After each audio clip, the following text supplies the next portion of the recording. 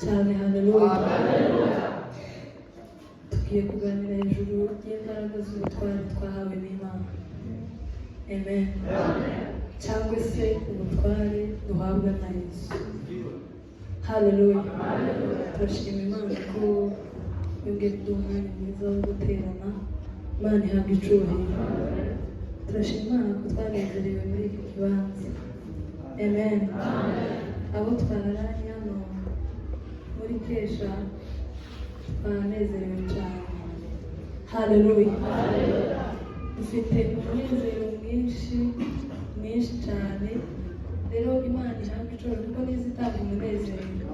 Turashima Imana ko ikaze ikomeje kuduha abayobozi b'iri torero ndetse n'abapasiteri bose muri uyu mwanya. Imana ibahe umugisha. Turashima ku protokolo bagakomeza kutwitaho, bagize neza. Imana ibahe umugisha. Haleluya. Ndashima Imana rero kuba abashyitsi turi kumwe abakozi b'Imana.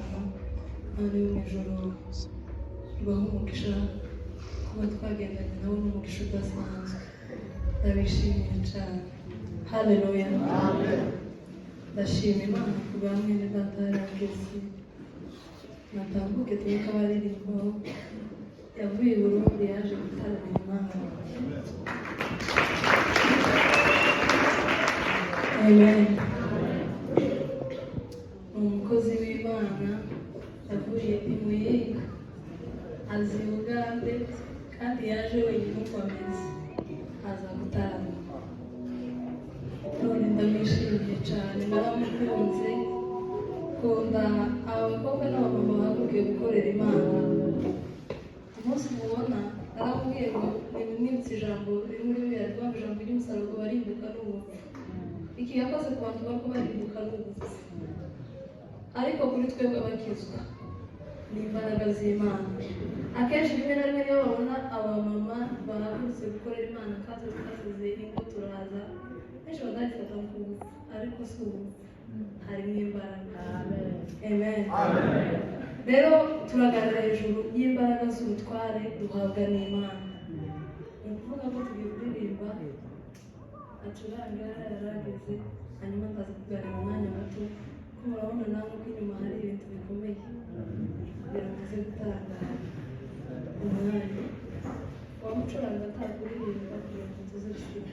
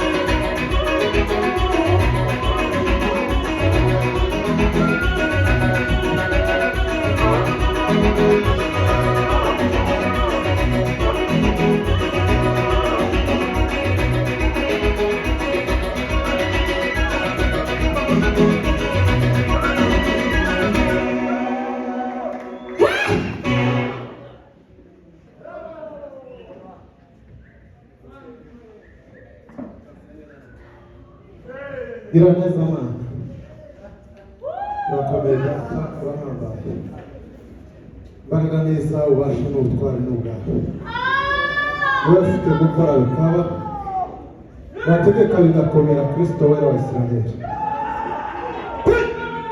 Patsike Paria Sameda Bina Sanda Varde Gote Veroda Varde Gote Takira Samini Varde Gote Minda Salame Dos Pipa Sangila Erot Minda Sangila Erodas Baraga Sima Nugiza wa Yesu Kristo Bana tweretse umuvuga tumwagurutse kuvuga izina ryawe agiye kuvuga ijambo rya Mwami Yesu ni umuntu udashoboye utabashije ariko turasaba ububasha bw'Imana n'imbaraga zivuye mu ijuru kugira ngo zibashe kumukoresha Mwami Yesu ahinduka akanwa nawe uvuge ibyo avuga byose ma bivuye mu ijuru kandi nawe Mwami Yesu n'abitaye ubashe gupfundura amatwi n'imitima kugira ngo tubashe kumva ijambo ryawe kandi buri wese aryumve kiryiwe kandi buri wese aryigereho kandi buri wese ma ijambo ryawe ribashe kumuhera umuti ribashe kumuhera Mwami Yesu agakiza abashe guhinduka reka niko wavuze ngo izina ryawe ngo turi muri Kristo Yesu tuba tubazaremwe bisha bizakera babishize reka ugiye kurigabura nawe umwuzuza imbaraga n'umwuka kugira ngo abashe kugira uzavuga izina rya Yesu Kristo w'i Nazareti amen. Haleluya. Mana ibahe navuze ko tuganira hejuru y'imbaraga z'ubutware duhabwa n'Imana. Haleluya. Cyangwa se ubutware twahawe na Yesu. Imana imaze kurema umuntu, Imana yakunze umuntu. Irangiza gukunda umuntu, iramukundwakaza. Imuremera Edeni. Imuha ubutware bwo kwita ikintu cyose amazina. Umwana wa Adamu yari afite ubutware bwo kwita ikintu cyose. Haleluya. Imana yari yaramuhaye ubwo butware. Yagaza anabonana n'Imana uko yishakiye. Ndetse ngo nimugoroba Imana ikamugenderera ikamusura. Kaza kumuheza mwiriwe. Haleluya. Ariko ubwo butware Adamu aza gukora icyaha iwe na Eva batakaza bwa butware umuntu yari yarahawe. Imana ibona ko tudakwiriye kubaho mu buzima budafite ubutware. Bituma twohereza Yesu. Haleluya. Haleluya. Itwohereza Yesu. Yesu araza arongera kandi atugarurira ubutware. Birayavuze ngo Yesu ahamagara abigishwa be 12 abaha ubutware bwo gutegeka.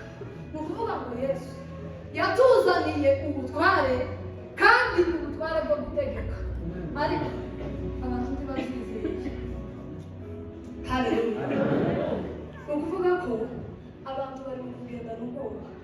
Ntitumenye ko muri twebwe harimo imbaraga z'ubutware kandi ubutware bwo gutegeka.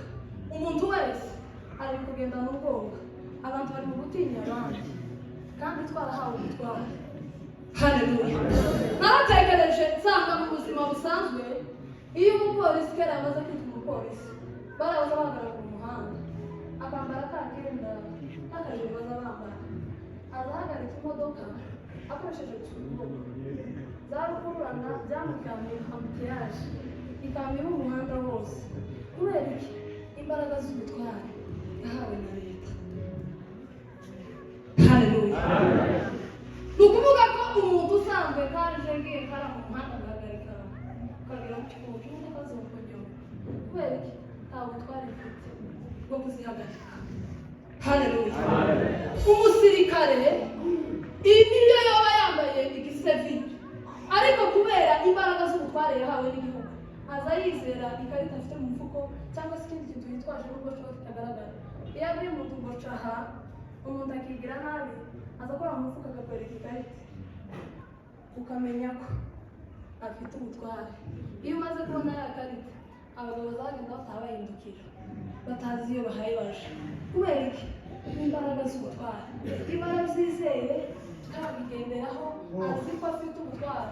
Abe niba umuntu aza kwita peti cyangwa ngo peti icaha. Kubera iki? Imbaraga z'ubutware yahawe na leta kandi siko kuzizera. Ibo bazabyizera bakanabigendera kandi umuntu wese twese tuzatumurangiza turutse hariya ukaza wamutinya turiya n'umusirikare. Haleluya. Cyane haleluya. Abasekirite ni ukuvuga ngo umusekirite iyo ari kuri geti se uzaza amubwira ngo nta muntu wemerewe kwinjira hano mu gipangu tabizi ntaguhaye uburenganzira. Aba ari umusekirite uri aho ariko akamuvuga ngo tugomba kwinjira tiwoharenga kubera imbaraga z'ubutware yahawe na sebuja. Ni ukuvuga ngo bwa butware yahawe na sebuja aba bizeye neza ko ntawumucaho nta n'ushobora kumucaho. Natwe iyo tugiye gusura abarwayi umusekirite adakeneye ko winjira tugira time yo gusura abarwayi tushobora kwinjira iyo wayirengeje uzusubirayo. Kubera iki? Imbaraga yahawe n'umuganga. Haleluya. Cyane haleluya.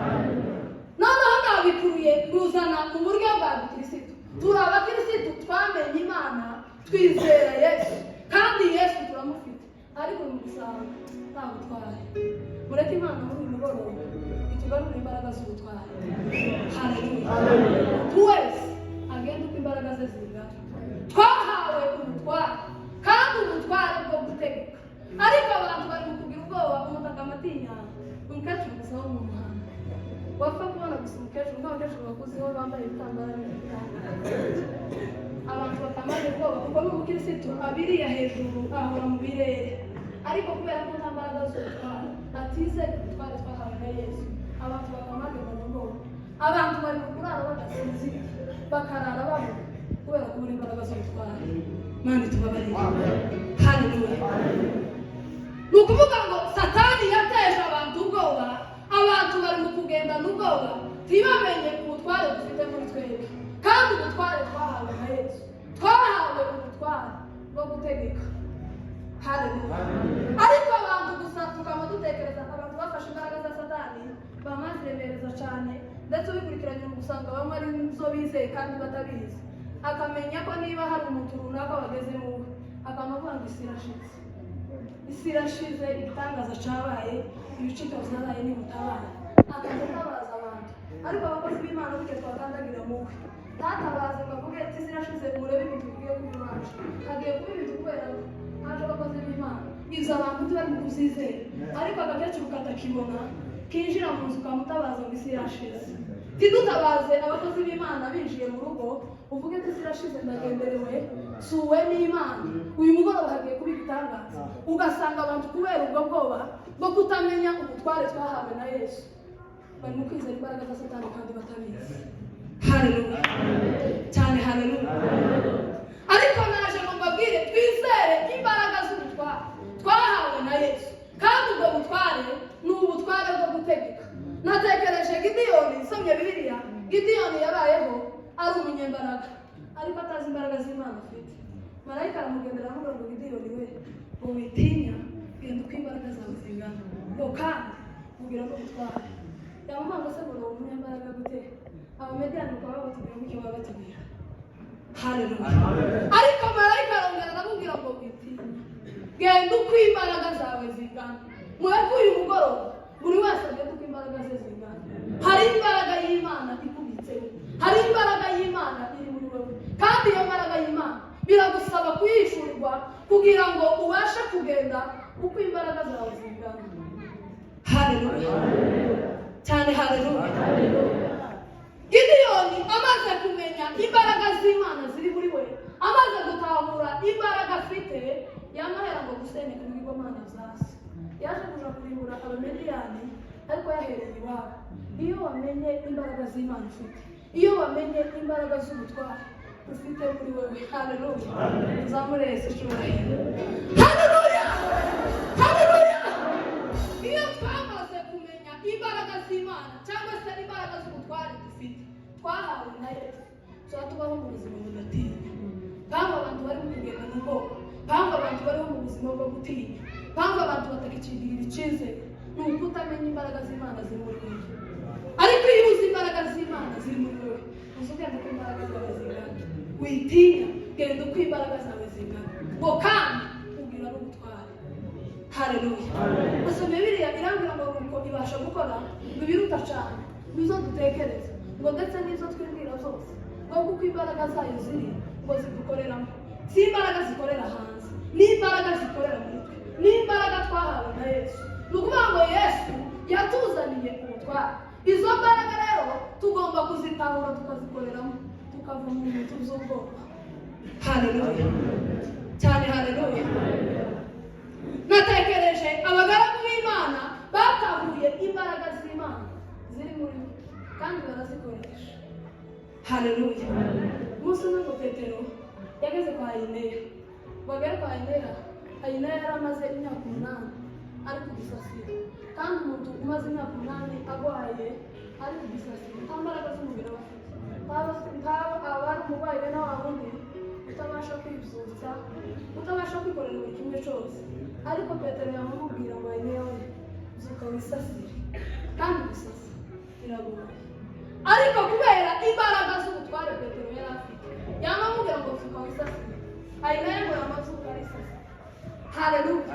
Kuvuga ngo nta kindi cyabiteye ni imbaraga z'ubutware.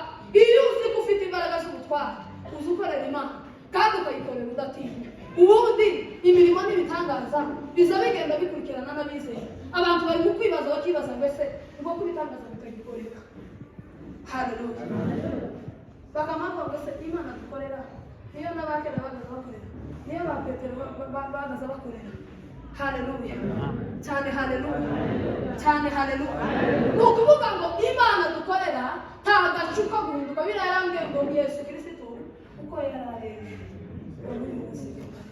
kandi niko azahora iteka ryose. Imana Petero yakoresheje abwira Ayineya ngo uzuka wisasire. Ni ukuvuga ngo ya Mana niyo Mana natwe dukorera. Iyo uzi imbaraga z'Imana ziri muri wowe, iyo wamaze kumenya ko ufite imbaraga z'ubutware, ni ukuvuga ngo twahawe ubutware bwo gutegeka. Ntabwo ari ubutware bwo kudutera ubwoba, bwo kudusubiza mu bwoba, ahubwo ari ubutware bwo gutegeka. Haleluya cyane, haleluya. Yesu baramubwira ngo Lazaro yapfuye, bamara kumubwira ngo Lazaro yapfuye kandi Lazaro yarishwe, ariko Yesu yama abihorera asa n'utari kumva kandi aharumva asa n'utabitayeho kubera ko yari azi imbaraga z'ubutware ziri muri we yari azi ko afite imbaraga zokura n'abantu mu butaka haleluya arabibara umunsi wa mbere umunsi wa kabiri umunsi wa gatatu ngo hagere ku munsi wa kane yamabwira abigishwa ngo nimuze tuje gukangura daza abigishwa pese umuntu umaze iminsi uko none ntiyanabuze turaje kumukangura kandi yarabuze ariko Yesu kubera ko yari yizeye imbaraga z'ubutware yari afite muri we yageze ngo kwa Lazaro yama avuga gusa ngo Lazaro we sohoka igitaramo cyama kibirandika Lazaro asohoka ari muzima imbaraga z'ubutware twahawe na Yesu ni imbaraga zo gutegeka kubera ko Yesu yadusigiye ububasha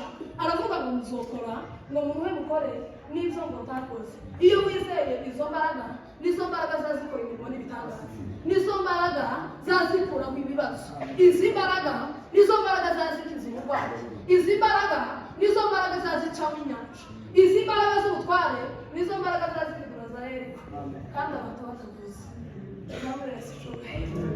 haleluya haleluya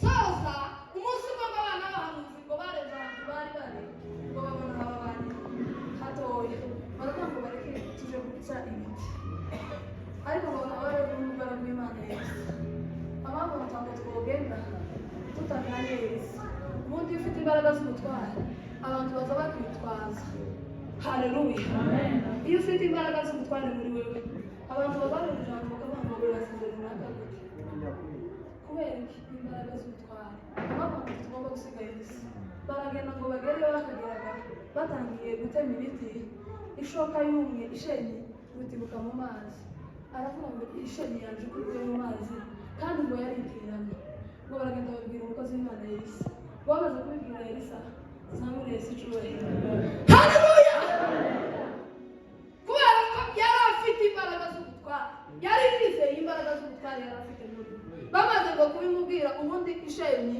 cyangwa se ikintu cyose cy'icumu iyo gitibutse mu mazi bazamurisha ku musenyi gishobora kurerera yamafata agati kandi agati sisumaka agati ngo agaterera ku mazi kakura yashenyi irarerera kubera iki imbaraga z'ubutware ni ukuvuga ngo iyo dufite imbaraga z'ubutware turadutegeka izo abantu babona bidashoboka tukabitegeka bikabaho haleluya zamure Yesu icyubahiro haleluya ukuvuga ngo Elisa yari yizeye imbaraga z'Imana yari yizeye Imana yari afite imbaraga z'ubutware iyo dufite imbaraga z'ubutware tuba tubaho mu buzima budatinya haleluya muragira ngo Eliya niki cyatumye ahagarika imvura ngo yamuhagarika imvura yamavuga ngo izomara imyaka 3 n'amezi 6 yitaba mu gihugu ngo kugeza igihe zobitegekera kubera Imana kubera ko yari azi ko hari imbaraga z'ubutware kandi ubutware bwo gutegeka haleluya kandi nasomye igitabo cya Yakobo Bibiliya irambwira ngo Eliya nawe ngo yari umuntu umeze nkatwe ngo ari kwasaba cyane ko imvura itagwa imvura ntiyagwa kugeza igihe yongeye arabitegekera iyo twizeye imbaraga z'ubutware kandi ubutware twahawe na Yesu ni imbaraga zo gutegeka ni imbaraga zo guhanurira ubuzima bwacu hanurira ibyawe hanura wizeye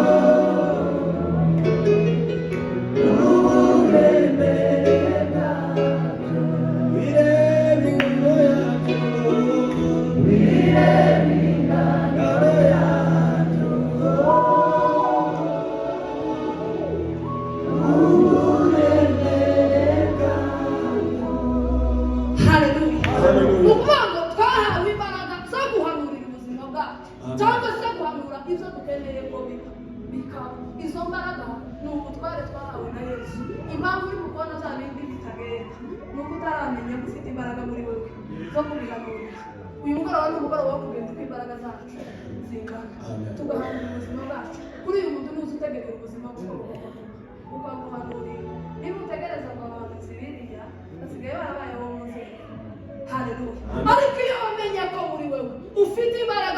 ubutware kandi ubutware bwo gutegeka hari ibyo tuba dutegeka tudakeneye ko bitubaho kandi tibibi. Haleluya. Izo nta kindi kiza kibidutera ni imbaraga z'ubutware twahawe na Yesu. Aha twasomye Yesu ahamagara abigishwa ngo babahe ubutware bwo gutegeka no kwirukana abadayimoni no gukiza indwara zose n'ubumuga bwose. Haleluya. Abigishwa ngo baragenda yarababwiye ngo aho muzasanga amahoro ngo muzoyabasige, ngo aho muzasanga badafite amahoro ngo amahoro azobagaruke.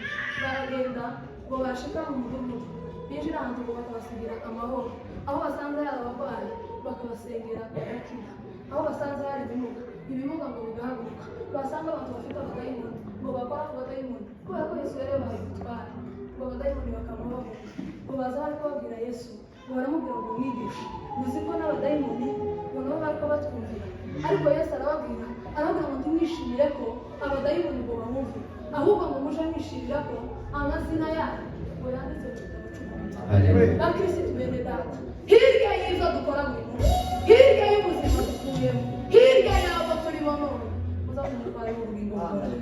Twahawe ubutware kandi ubutware bwo gutegeka icyo tudashaka ko bigomba kubicoraho, icyo dukeneye ngo dufite ubutware kandi ubwo butware twabuhawe na Yesu. Icyo dusabwa ni ukubwizera. Mureke dushira ubwoba. Satani yabitse ubwoba mu miryango, Satani yabitse ubwoba mu itorero, Satani yabitse ubwoba mu bantu. Abantu bari kugenda n'ubwoba kubera kutamenya izi mbaraga z'ubutware, ariko iyo wamenye imbaraga z'ubutware uzushira ubwoba. Shira ubwoba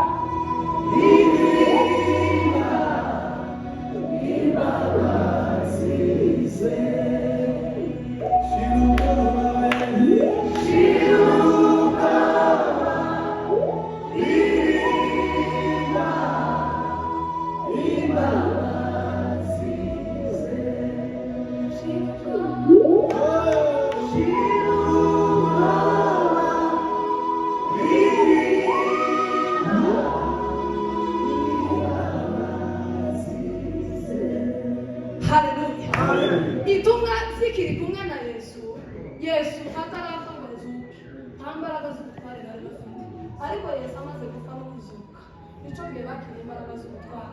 Nicyo gihe bari kubabwiriza kugira ngo bari bamaze kubabarukira hakaba hakizwa abantu 300. Iyo twakiriye imbaraga z'ubutware tuba twongererwa abakizwa. Bavuga ko kubona abantu badacongererwa abakizwa ni ukutagira imbaraga z'ubutware muri twe, ariko iyo dufite imbaraga z'ubutware, haleluya cyane, haleluya, abakizwa bazaba benshi kubera